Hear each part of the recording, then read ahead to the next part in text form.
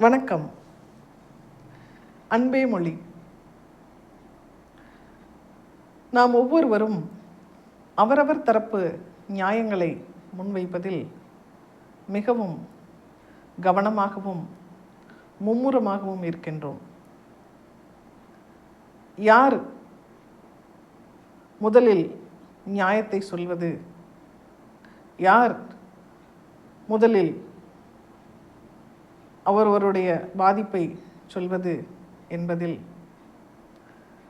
மிகவும் கவனமாகவும் வேகமாகவும் இருக்கின்றோம்.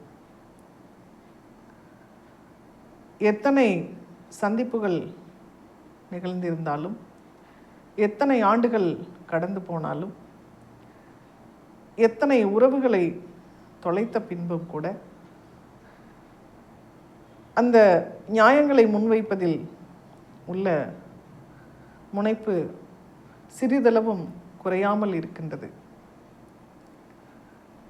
எப்படி அவரவர் தரப்பு நியாயங்களை முன்வைப்பதில் மிகவும் ஆர்வமாகவும் வேகமாகவும் இருக்கின்றோமோ, அதே அளவிற்கு அவரவர் தரப்பு தவறுகளையும் ஒத்துக்கொள்வதற்கு அதே மனநிலையுடன் இருக்க வேண்டும்.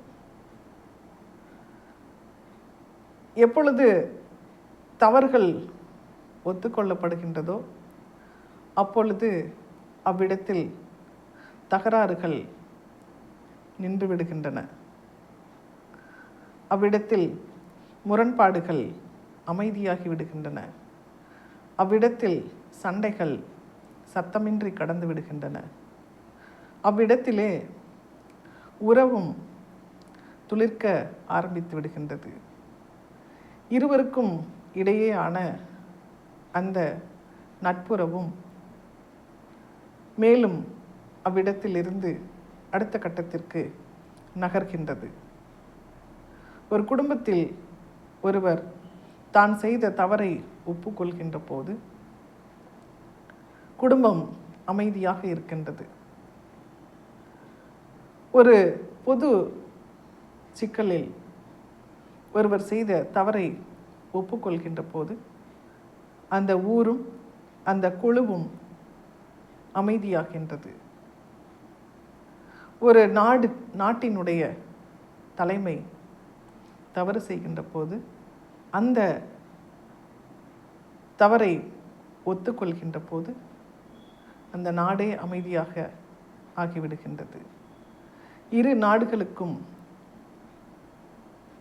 ஏற்படவிருக்கும் மிகப்பெரிய பேராபத்து, போர் நிகழாமல் தடுக்கப்படுகின்றது.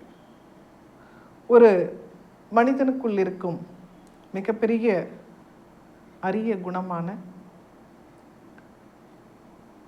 தன்னுடைய தவற்றை ஒப்புக்கொள்ளும் குணம்